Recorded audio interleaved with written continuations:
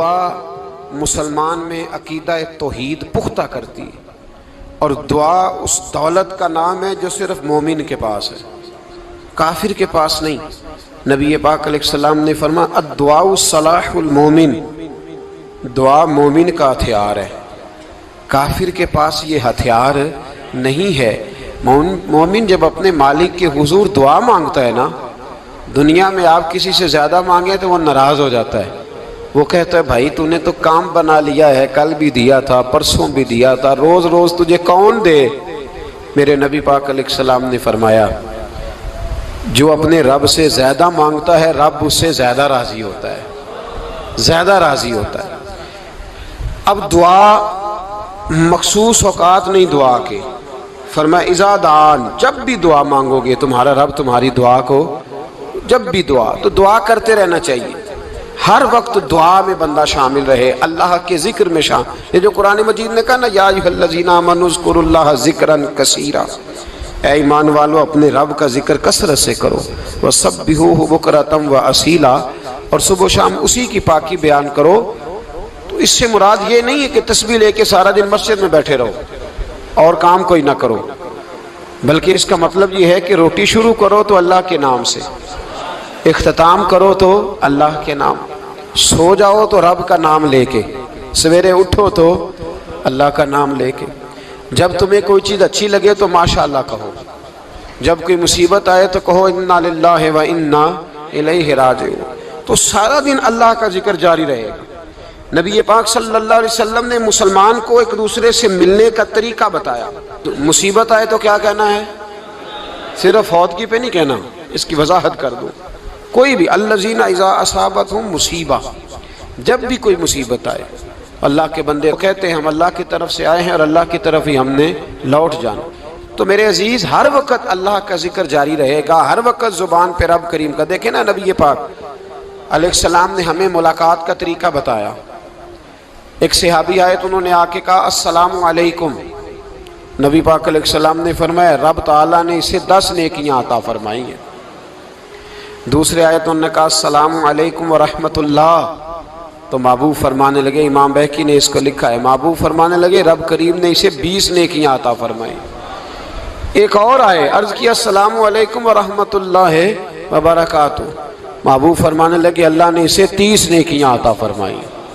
اچھا اس کا مطلب کیا ہے؟ السلام علیکم، تم پر سلامتی ہو، سادہ ترجمہ یہ ہے کہ تم سلامت رہو، تم سلامت رہو، ورحمۃ اللہ وبرکاتہ، تم پر اللہ کی رحمت بھی ہو اور اس کی برکتیں بھی ہو۔ وہ کیا کہتا ہے؟ وہ کہتا ہے وعلیکم السلام، تم پر بھی سلامتی ہو، ورحمۃ اللہ وبرکاتہ، اللہ کی رحمت ہو اور اس کی۔ یہ جو مسنون دعائیں ہیں نا جو حضور نے ہمیں دعائیں سکھائی ہر موقع پہ، ان کا کمال دیکھیے۔ اب ایک مسلمان نے آتے کہا السلام علیکم، اس کا مطلب کیا ہے؟ تم پر۔ اب وہ جھگڑا کرے گا اسے مارے گا، اس کا مال چھینے گا؟ اس نے تو آتے ہی کہا ہے تم پر سلامتی ہو۔ تو جو سلامتی کی دعا دینے والے ہیں وہ جیب تھوڑی کاٹیں گے، وہ غبن تھوڑی کریں گے، ڈاکہ تھوڑا ڈالیں گے۔ اسلام نے لفظ ہی وہ سکھایا ہے کہ فرمایا جب تم نے ملنا ہے تو تم نے دعائیں کرنی ہیں ایک دوسرے کے لیے۔ اب ہمارے ہاں نئے نئے لفظ آ گئے، ٹیلی فون اٹھایا تو کہا ہیلو، اس کا کیا ترجمہ ہے؟ کون ہے؟ اس کا کیا ترجمہ ہے؟ جی جناب، اس کا کیا مطلب؟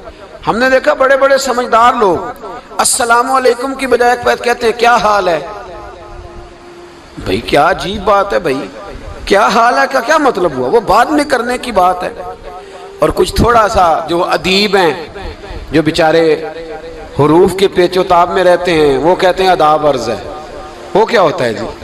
اسلام نے دعا سکھائی ہے السلام علیکم، یہ کتنی خوبصورت دعا ہے۔ جب آپ گھر کے اندر داخل ہوئے تو آپ نے دعا دی السلام علیکم، یہ دعا دی آپ۔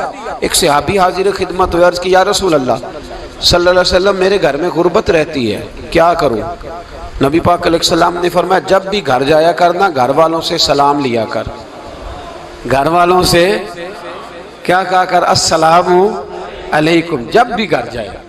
یعنی گھر آیا، اب گھر والوں نے بتایا کہ ماچس کی ڈبیا تو لے آؤ۔ اب یہ دکان کونے پہ تھی گھر والے پہ، وہاں سے ماچس کی ڈبیا لے کے واپس گیا تو کہنے لگا السلام علیکم۔ پھر گھر والوں نے کہا ہو بتانا یاد ہی نہیں رہا، چینی بھی ختم ہو گئی ہے۔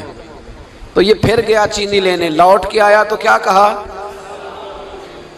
جب اللہ چاہتا ہے تو کہے، جب اللہ کے رسول چاہتے ہیں تو کہے۔ اس کا ترجمہ یہ ہے کہ تو کہہ، تو سلام لے۔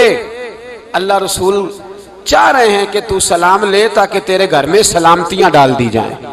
تو فرمایا سلام لینی ہے تو نے، اور ساتھ تو نے اس طرح کرنا ہے کہ 3 دفعہ سورۃ اخلاص کو پڑھنا ہے۔ امام قرطبی نے اس کو لکھا ہے۔ اس نے کہا حضور غربت بڑی ہے، غربت بڑی ہے تو کہ وظیفہ بتائیں۔ فرمایا جب بھی گھر جاؤ سلام لو اور 3 دفعہ سورۃ اخلاص پڑھو۔ وہ صحابی کہتے ہیں میں پکا ہو گیا۔ اب وہ کچھ دنوں کے بعد، کچھ عرصے کے بعد، کچھ مہینوں کے بعد واپس آئے تو صحابہ کرام علیہم رضوان فرماتے ہیں ہماری خواہش تھی کہ یہ کچھ بیان کرے، اب بتائے جو وظیفہ لے کے گیا تھا اس کا رزلٹ کیا نکلا۔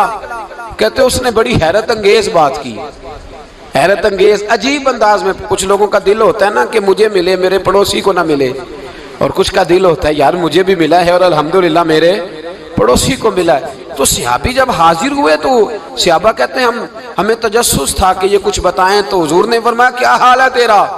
کہا یا رسول اللہ کمال ہی ہو گئی ہے حضور، میں جب بھی گھر جاتا ہوں سلام لیتا ہوں اور 3 دفعہ سورۃ اخلاص پڑھتا ہوں، میں تو امیر ہو ہی گیا ہوں، میرے تو ہمسائے بھی امیر ہو گئے۔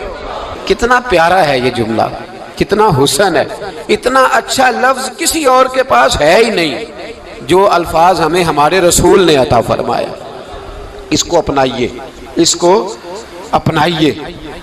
یہ الگ بات ہے کہ لوگ مطلب کے لیے سلوٹ کر لیتے ہیں بڑا سارا، لیکن مطلب کے لیے نہیں۔ جس کو جانے اس سے بھی سلام لیں، جس مسلمان کو نہیں جانتے اس سے بھی۔